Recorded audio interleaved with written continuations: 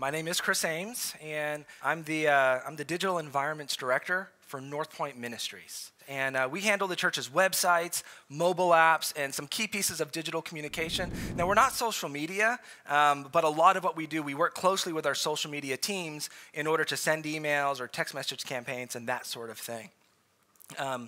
So today we're going to talk about getting leadership buy-in for technology spending.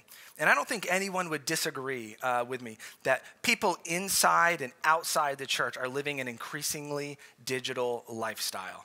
I mean, I know I am. I have 8 apps on my phone, and if I don't check them every day, something goes wrong somewhere in my life, right? I'm late to a meeting, I miss a message from my wife, my Clash of Clans guild goes on a raid without me, like, things start to unravel pretty quickly for me. I recently paid my mortgage between like the speaker box and the window at Starbucks. This is my life. Technology is so integrated in what I do and how I live. I've decided to start floating seamlessly between audiobooks and ebooks. Is anyone else doing this? I can be, I can read on my Kindle one day, and then the next day I walk into my bedroom and I say, Alexa, read my book. And she picks up exactly where I left off. It's the best thing ever. Speaking of Alexa, I overheard my kids, I have 3 kids, I overheard them like just giggling hysterically the other day. So being the responsible parent I am, I nudged closer to the room they're in, to see what's going on. And they were playing a game with Alexa, with some friends from the neighborhood and Alexa. It was called Would You Rather? You think you know where this is going. This is not going to end well, right? As I get closer, I hear Alexa say, would you rather lick a public payphone or eat your own vomit? Like, ew. That's what they said. Ew. And then one of them blurts out at the top of her lungs, eat my own vomit. Okay. Alexa didn't miss a beat. She goes, congratulations, you are unique. Only 22% of the people polled would rather eat their own vomit. My point is that technology is offering these engaging digital experiences, and our kids are hooked. And, a theme here at the conference is that, churches have to get on social. Like, you should already be on social. People expect to connect with their churches on social. It's a good thing. My friend, Dave Adamson, he says that social media allows people to connect with our community before they connect within our community. Now, he also says that as a social media pastor, he kind of feels like a mosquito at a nudist colony. It's like, I know what to do, I just don't know where to start, right?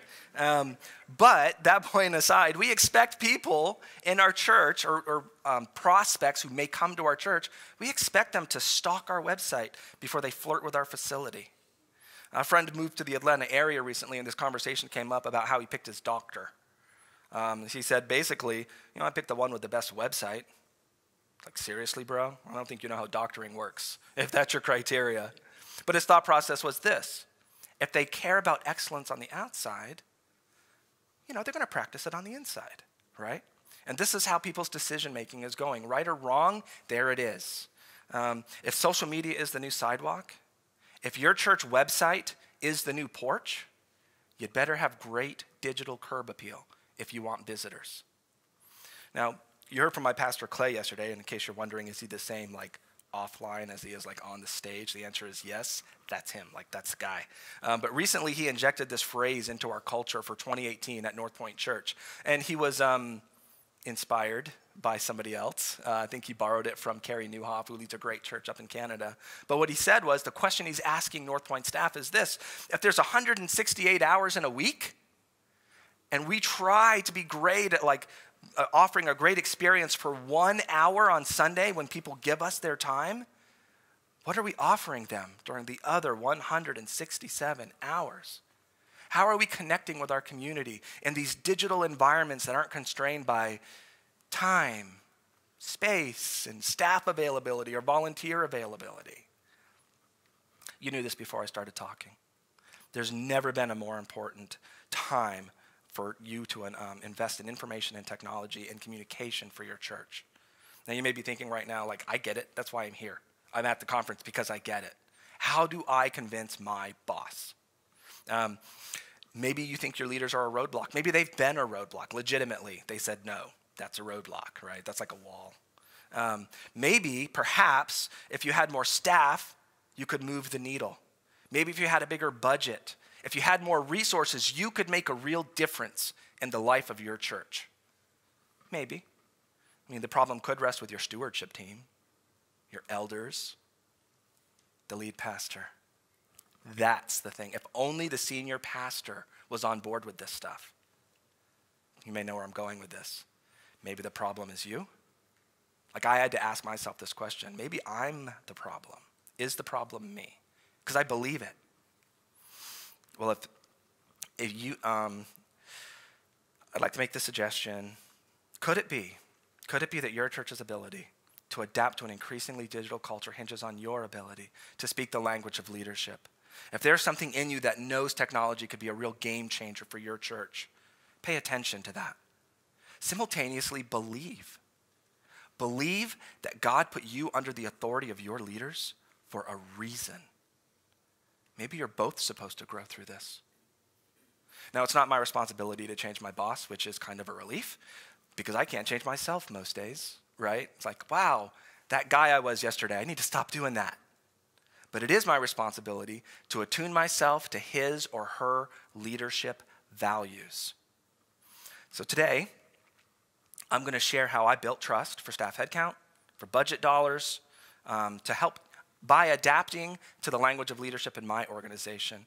I'm also going to share some of the technology solutions that were a direct result of this trust. Because at some point you want to get tactical and say, okay, cool, but what tools did you build or what did you use? So I want to cover some of that. First thing I noticed about my organization is that my leadership values clarity of vision. I think it's articulated well here in our mission, at North Point's mission, to lead people into a growing relationship with Jesus Christ. We also say that we strive to create churches that unchurched people love. Contrast that with our team's mission a couple years ago. Sometimes people ask us to make websites and stuff. Like if you ask anyone on our team, it's like, yeah, sometimes somebody shows up in our cube and says, I need a website. That's not vision. So if you ask someone outside the organization or outside of our team what they thought we did, it was fix printers.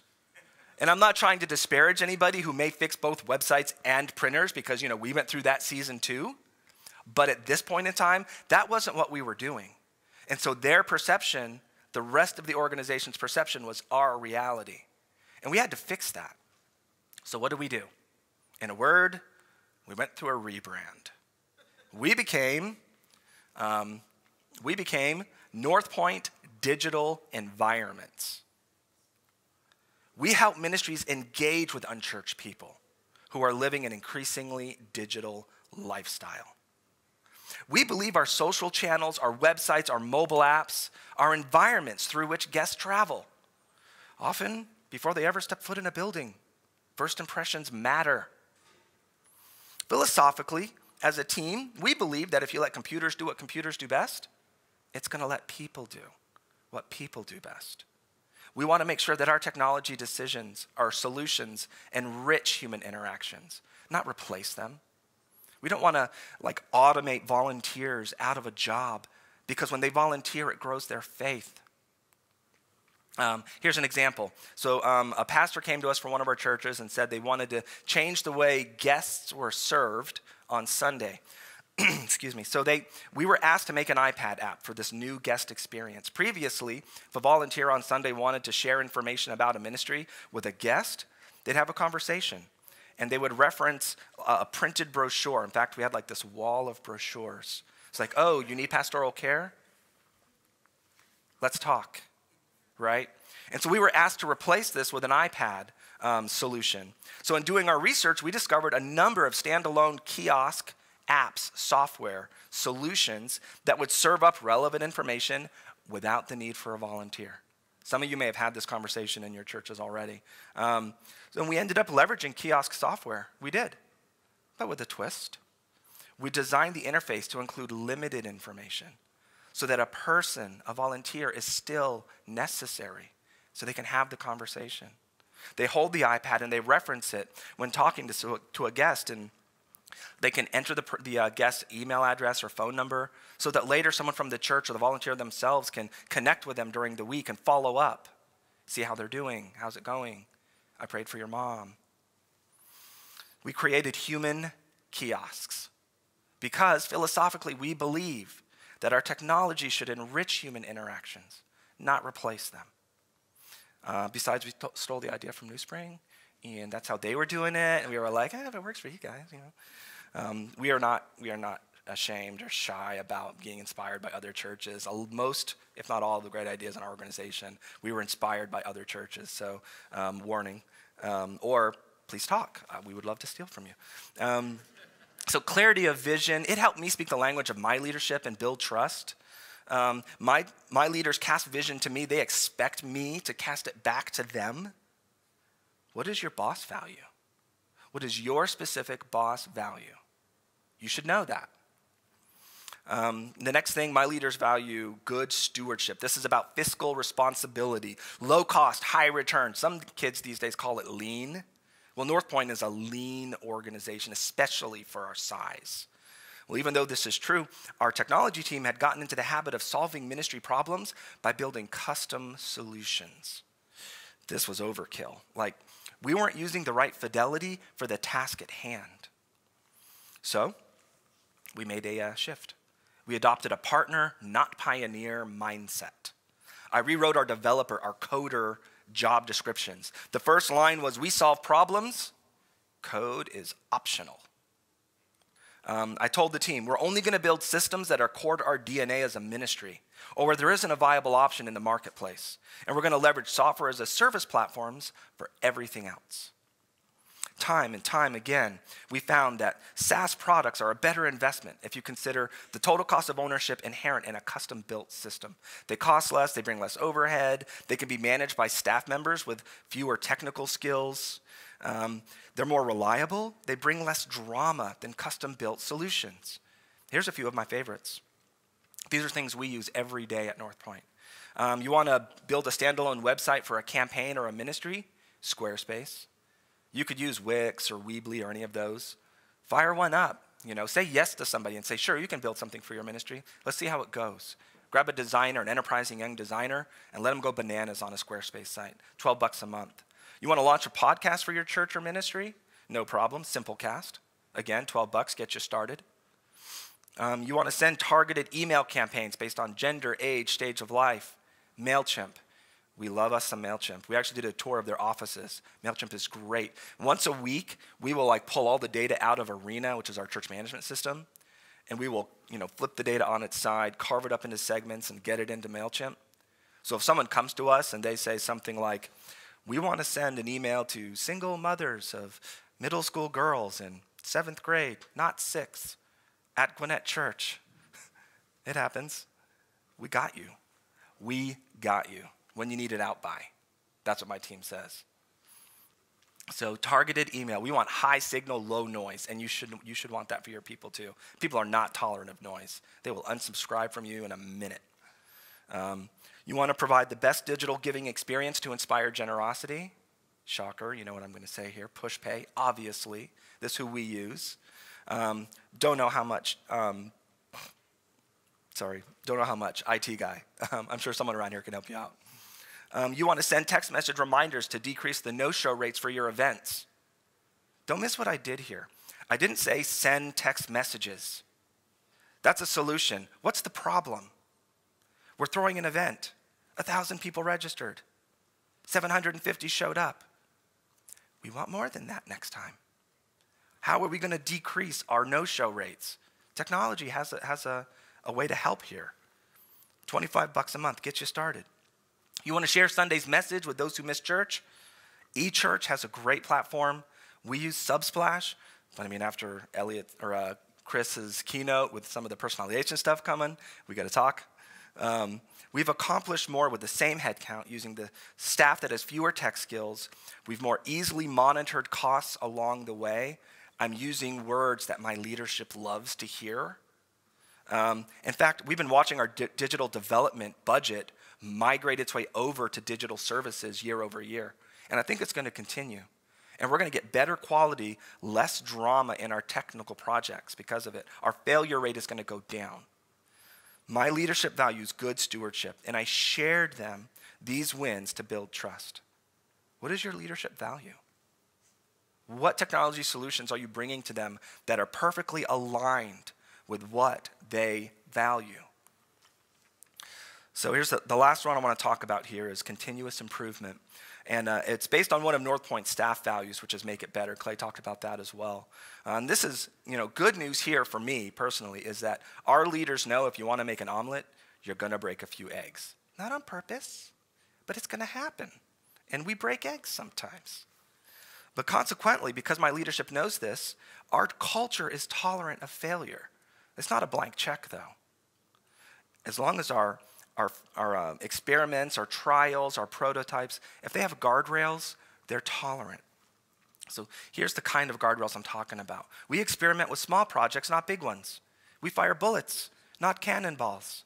Jim Collins taught us this, right? Don't spend all your gunpowder on one cannonball. Fire some bullets first. Correct your aim. Then you can load up the cannonball, right? Orchestrate, then evaluate. Andy Stanley, our lead pastor, he just did a talk on this in staff meeting. Make a plan, see how you did. Follow success and learn from failure. But evaluation is key. Evaluation is key. If you don't learn from failure, it's probably because you didn't recreate the crime scene. You didn't get all the people in the room to find out who done it and what did they do. You got to learn from that. You have to have a gut level conversation about what worked and what went wrong. Orchestrate, then evaluate. The last one, stop, collaborate, and listen. So I was writing this and I thought to myself, I felt like I have like a two-legged stool here. Like I can't just say, collaborate and listen. I have to put stop in there, but really it's collaborate and listen. Don't go into the wilderness of experimentation alone. Bring friends. Partner with another department or ministry. Share budgets with somebody else. Go in halvesies on an expense. When my leadership sees true cross-team collaboration, then they trust. It's easier for them to buy in to whatever harebrained scheme we've cooked up in the name of making things better. They're like, well, if there's that many eyes on it, maybe I'm the one that's wrong. Sometimes they're not. Sometimes they were right. That's a hard pill to swallow. But, excuse me. Let's talk about an example. So our church created an event called Parent Unscripted. And it was a physical event, a huge success because our ministries are just simply amazing. But during this event, we decided, let's fire a digital bullet. Let's try something. Our problem was, how can we leverage something that's already going on and use digital platforms to invite more people to church? Our solution was, we're going to take this event for parents and we're going to stream it live on Facebook. And we're going to advertise to people who wouldn't normally be able to come or know about it. In fact, with Facebook advertising, we were able to target people who didn't go to church with us, like they're not in our database. People who had moved to the area in the past 6 months, like their address had changed in the past 6 months to a zip code that within our zip code of 20 miles of our church. They're a parent. I mean, gosh, if anybody feels like they're parenting, they're like unscripted right now, it's a family that's moved. They probably don't have friends in the area. They don't have a church family in the area to support them. What could possibly go wrong? Let's talk to these people. Well, it was a 4-week event, like every Thursday night at 7. And by week 4, I think we had like 8 people watching the stream. It's not a success for us, in case you're wondering. And I'm pretty sure also, I was probably one of the 8, and I think Brandy was one of the 8. And I think I could name all 8 people. It was the person in production, it was the person in digital, it was so-and-so's wife. So quality was top-notch. We all knew it was working great. Nobody else cared, but it was working awesome. So we did what you would expect, right? We fired some people. We didn't fire people. We tried it again. That's what you do when you fire a bullet. You correct your aim, and you shoot the gun again, right? We decided that the 2 dominant issues, the reasons it wasn't successful, was that we chose a live stream at 7 o'clock at night, so like ground zero for parent-child altercations, right? And we're talking to people who don't know us, we're not a credible source for parenting advice. Why would you offer someone parenting advice at the wrong time? It's the wrong people, wrong time. So we fixed it. We tried again. We created an on-demand campaign. So it's not fixed in time. And we activated our people. We're not going to try and connect with strangers. We're going to get our church involved. We told our congregation, we said, if you have friends or family who are parents, but probably would not attend our church as a first step, you can share your church in an approachable way. Here's the link. Invite someone over to dinner. Cook them a steak. Tell them you're going to watch one video. Not the whole thing, just a video on parenting because you need it, or we need it, and we think you might too because your kids are messed up. No. We received about 6,300 visits to the site. Over half had never been to the site before. Now, do we know if they were new to our church community? No, we don't know. Would I call this a landslide victory? No, I wouldn't call it a landslide victory. But wow, compared to 8 people, this is, amazing. Not only that, I wish we would do this again. Imagine how much better it'll be next time, right? Fire a bullet. Here's another experiment. We're in the middle of this right now. You can go to 90.today. But sometime before Christmas, our service programming team realized there's 90 days between Christmas and Easter. And so they made a plan to travel through the life of Jesus from John the Baptist, from the baptism, all the way to the cross. And so they started asking the question, how can we integrate this into the lives of people, not just on Sunday, but during the week too? And so here's the solution. We're going to deliver devotional content through an opt-in text and email campaign. We built a website, which is good for us, right? We're using Squarespace, MailChimp, and simple texting. We didn't code anything. Now, in case you're wondering too, because we're in North Point, a lot of times I hear things like, man, I wish we had your staff or your resources, your availability, all that kind of thing. If you're wondering if we were personally staffed to take on extra workload of content creation and editing and promotion, like every week between Christmas and Easter, the answer is no. No, this is not something we were staffed and set up for. It came about really organically. But you know what we did? We rallied, right? This is something new. We're figuring it out as we go. It's a bunch of teams working together to bring the life-giving word of God into the homes and hearts of people in our community.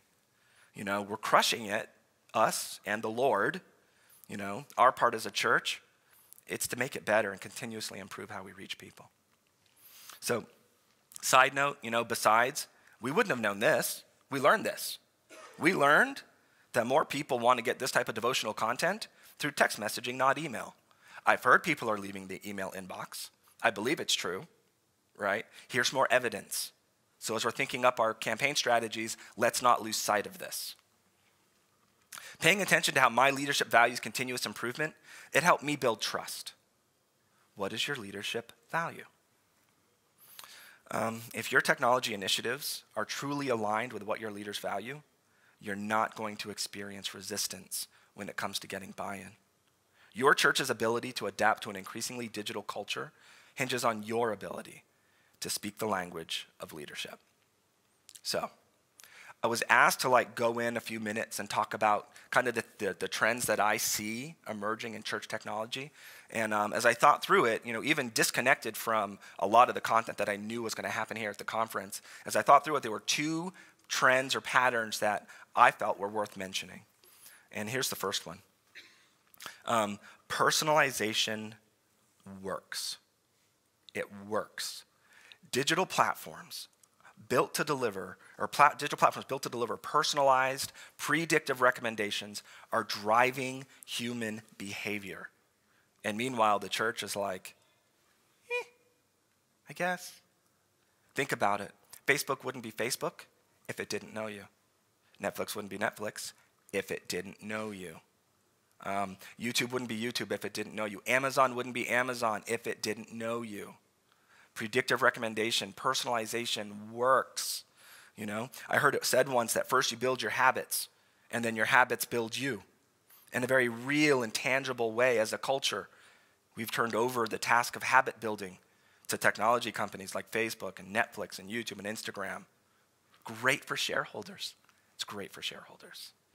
It's kind of bad for our souls. Now, I don't think these platforms are immoral. I don't think they're unjust. I don't think this is like a just versus unjust question. I think the platforms just are, right? Use them. Facebook wants to connect your church to people looking for Jesus. But you got to be on there every day teaching, Facebook's algorithms what you're about. It wants to serve your content up in the recommended video stream on YouTube.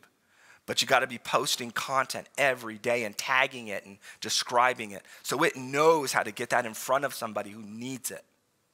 Just partner with those platforms.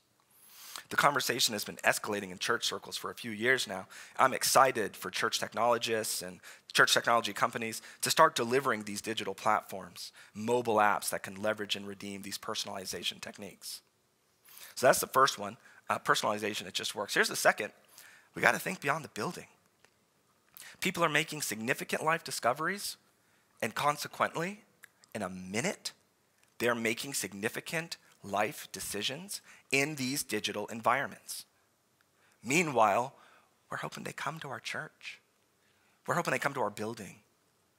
Their barrier is to cross the threshold of our doorways. We'll help you then. Let life chew you up and spit you out first. We'll be there for you. Why? Why wait? We should not be waiting. It needs to stop. I was having a coffee with this kid who was on house arrest. Long story.